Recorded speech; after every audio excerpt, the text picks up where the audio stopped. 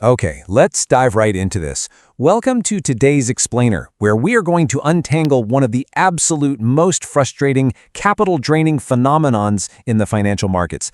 I'm talking about the false breakout, or, the fake out. Whether you're trading Bitcoin, gold, or traditional Forex, you have absolutely felt the sting of this. It's that trade that looked like an absolute sure thing, a guaranteed runner, only to violently and suddenly reverse against you. Seriously, I want you to ask yourself, how many times have you personally been trapped by a breakout? You're sitting there watching the charts, you see the price action pushing up, momentum is building, and you get that visceral hit of FOMO, fear of missing out. So you click buy, and then, almost instantly you're deep in the red.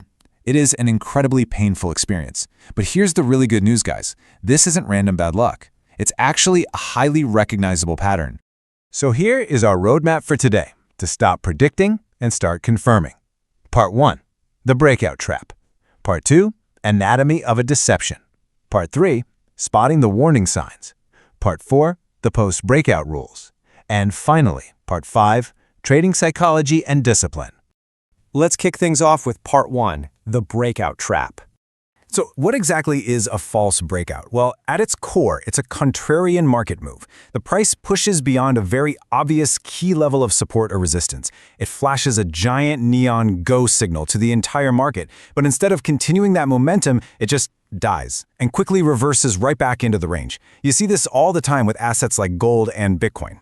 Often, what you're actually looking at is a calculated liquidity grab or a stop hunt. It's literally designed to flush out weak-handed retail traders who took the bait, right? The guys jumping in on the very first breakout candle based entirely on emotion rather than waiting for real confirmation. There is a huge, glaring divide in the market when these setups happen. On one side, you have the amateurs. They trade on emotion. They want to be the first ones in the door. So they try to predict an early breakout, totally confusing a trap for a true continuation. Professionals, on the other hand, they actually wait for those exact missteps. They sit on their hands, they demand structural confirmation, and they look for value. Honestly, the pros are just waiting for the amateurs to get trapped, so they can take the other side of the trade with massive liquidity. Moving right along to Part 2, anatomy of a deception. Let's look under the hood. Listen to this quote from Jeff Holden over at S&B Capital. He says, "It had gone up, it stalled, and then started to come back against me, and I froze." Man, that perfectly captures the psychological paralysis of a bull trap, doesn't it? Your expectations are sky high, you're calculating your profits in your head, but then the rapid failure causes you to just completely freeze up. By the end of this explainer, we want to eliminate that freeze entirely. Here is a wild statistic. Roughly 30 to 40% of all breakouts fail. Think about that for a second. 40%. Nearly half the time you see a breakout, it's actually a trap. So, being cautious, that isn't just about managing your fear, it is basic statistics. You have to train your brain to assume that a breakout is guilty until proven innocent by the tape. Let's break down the actual step-by-step mechanics of how this deception works. First, you have an extended consolidation that builds pressure at a clear level of resistance. Second, an initial surge pushes through that level, triggering FOMO and trapping retail buyers who jump in on that first breakout candle. Step 3, this is where it gets brutal. High-frequency trading algorithms suddenly just pull all their liquidity right off the book. With the buy-side support suddenly gone, Step 4 hits hard. Insiders dump massive blocks of the asset. This rapidly drives the price down, leaving behind a really nasty wick-heavy rejection candle. You know the ones. Tiny body, massive long wick pointing up. That's the trap snapping shut. Okay, Part 3, spotting the warning signs. This is where we learn how to see the trap before we step in it. You want to keep your eyes peeled for these 5 critical warning signs. Number 1, the MACD indicator is actively crossing against your trade. Number 2, check the volume profile. If you see high volume on red, selling candles right at the breakout point, that's bad news. Number 3, the asset just generally has a history of false breakouts. Number 4, this is a big one. You see topping tails or long wicks repeatedly tapping resistance with really weak candle closes. And number 5, it has been consolidating sideways for way too long. If you spot these, your internal danger radar should be flashing bright red. Now, this introduces a really cool advanced concept called the smart money technique. Basically, you can spot a fake out by looking at heavily correlated assets side by side. For example, the euro and the British pound generally move together. It's the exact same logic with Bitcoin and Ethereum, or gold and silver. If the euro breaks out above resistance, you'd naturally expect the pound to do the exact same thing. But If the pound completely fails to break while the euro pushes higher, that divergence is a massive, flashing warning sign that the euro breakout is highly likely to be a fakeout. You also really need to watch out for what we call the pressure break. When you see a chart tapping an overhead resistance level over and over again, it kind of looks like a dam that's just about to burst, right? But here's the catch. If it finally breaks that level without a massive, clear increase in volume confirmation, it's highly prone to failure.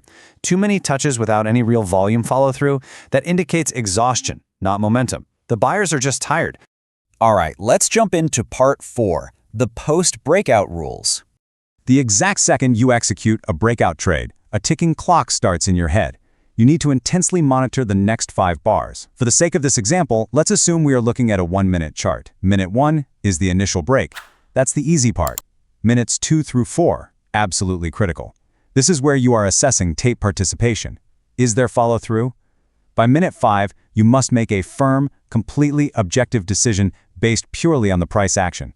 You're going to do one of 3 things: stand, add, or fold. So how exactly do you make that decision?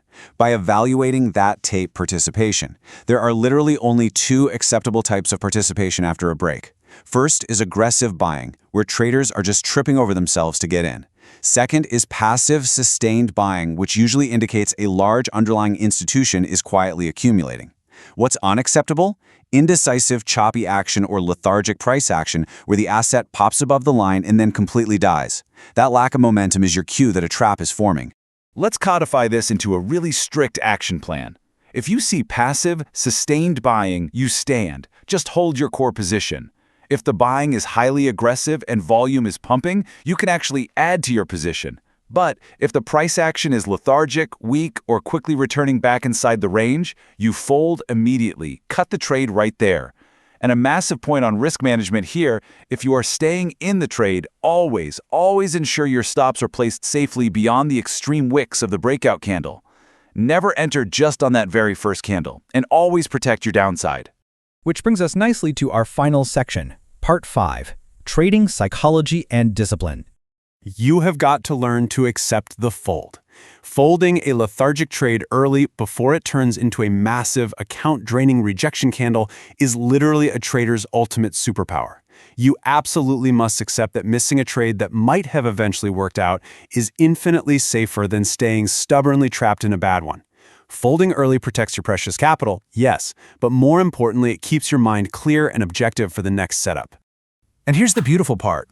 Because if you fold early and stay objective, you can actually profit from the trap itself.